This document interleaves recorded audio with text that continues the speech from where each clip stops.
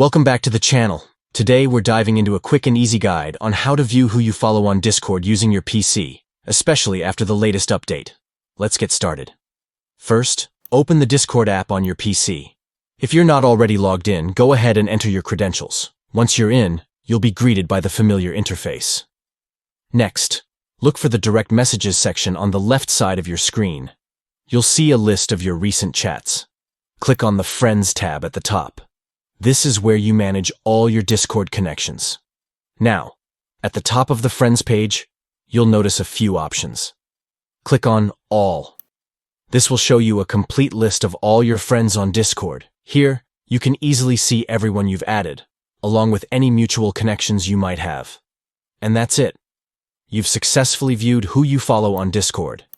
This new update makes it super convenient to keep track of your friends and connections, ensuring you never miss out on engaging with your favorite people in the community. If you found this video helpful, don't forget to give it a thumbs up and subscribe for more tips and tricks on using Discord and other apps. Thanks for watching and happy chatting.